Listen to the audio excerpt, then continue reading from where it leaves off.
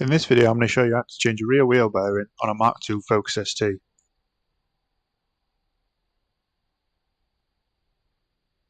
The easiest way to tell if you've got a bad wheel bearing is if you've got your wheel jacked up, shake it from side to side and top to bottom, and if there's any play in both directions, then that means you've got a bad wheel bearing.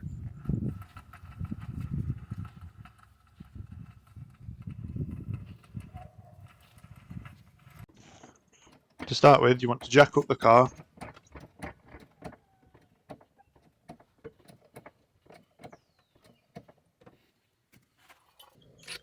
and then all of the wheel nuts come off with a 19mm socket.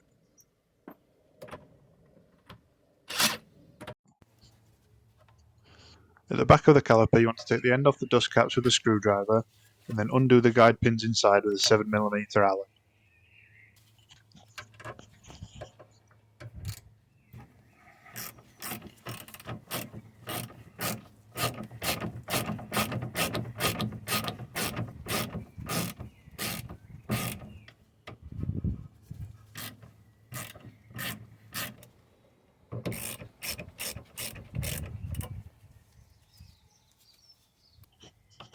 With the guide pins off, you can pull the caliper off.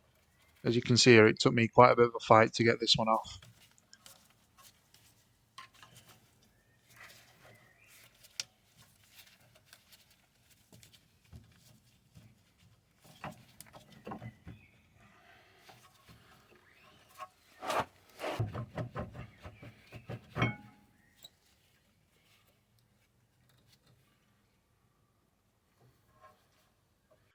Once the caliper's out of the way, rest it somewhere so that it's not hanging on the brake line, and then we can take the pads out.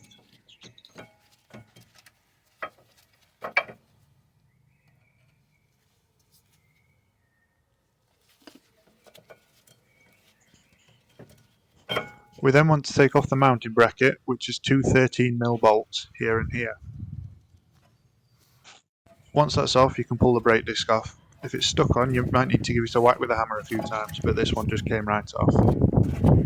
With the bracket off, we can now go under the car and behind the axle, and we want to take off the bottom bolt for the shock absorber. That's found here, and it's a 16mm bolt. It's probably going to be really tight, so if you can get a breaker bar under there, you'll have a much better time of it.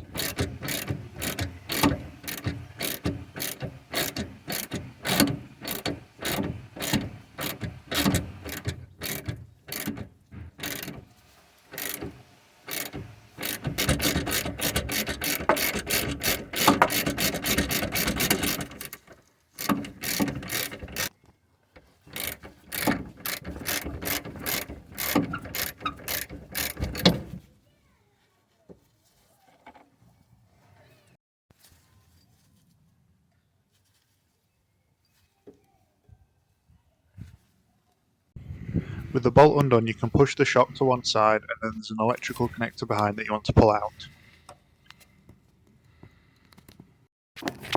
With the connector out of the way, you'll be able to see 4 Torx bolts that you want to take off with a T50.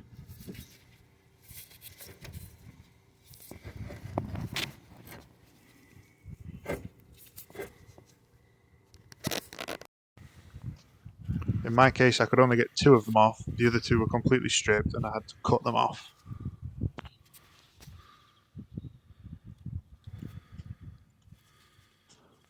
Once the old hub is out, clean up the mating surface with a wire brush and some sandpaper.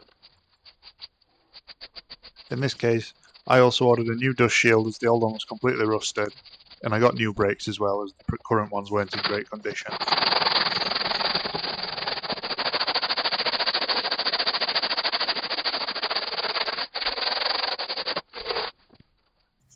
Now we're ready to start putting everything back together. I put the bolts through their holes and used them to line up the dust shield and the new wheel hub.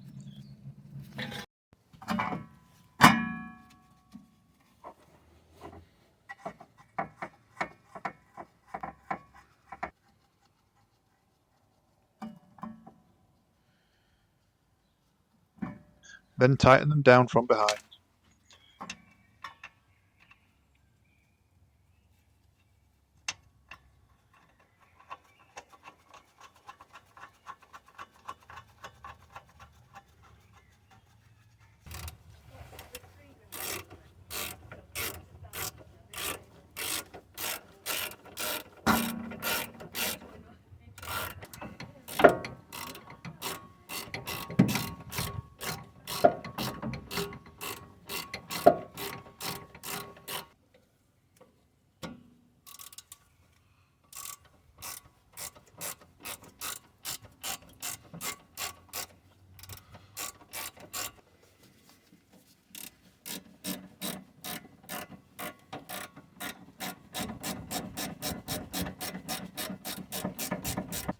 These hub bolts all need torquing down to 65 Newton meters.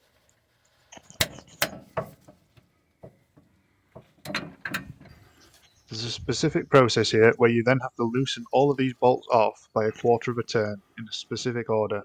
Top right, bottom left, bottom right.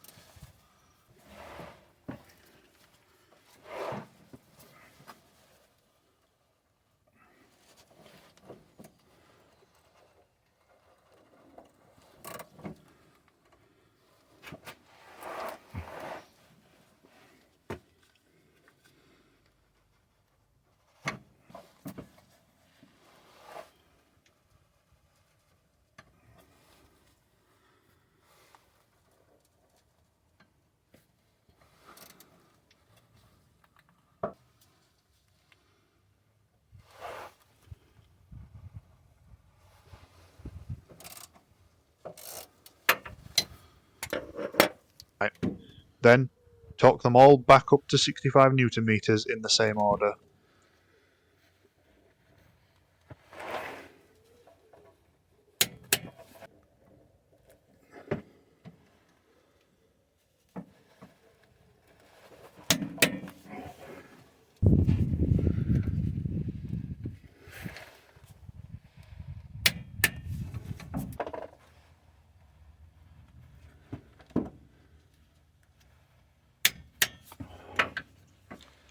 Once all the bolts have been torqued down, you can reinstall the electrical connector.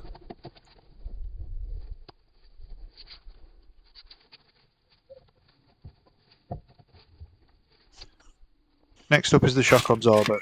This was quite difficult to get back in, as I had to hold the shock away from the hub and jack it up with the bolt in, line it all up with the jack, and then tighten it down.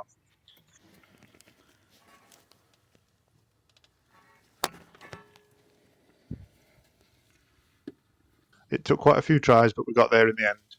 Once it was in place, I tightened it down with a 16mm socket and torqued it to 115 Newton meters. Now it's time to put the brakes back on. In my case, I'm using new brakes, but the process isn't any different if you're just reusing the old brake hardware. Put the disc in place, then put a wheel nut on and hand tighten it to hold it down and stop it wobbling. Line up the caliper mounting bracket. It's with two 13mm bolts and torque these down to 70 Newton meters.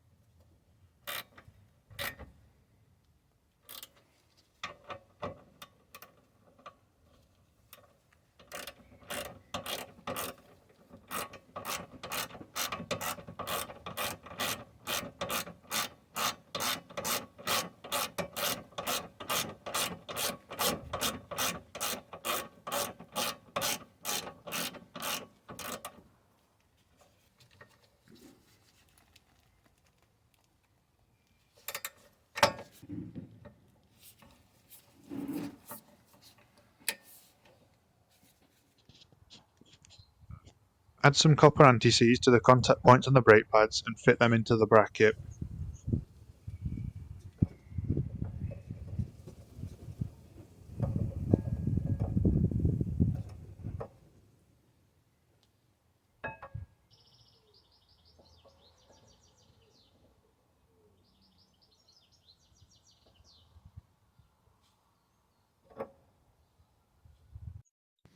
Get the caliper in place and screw the guide pins in with a 7mm Allen. These can be torqued to 25 Newton meters.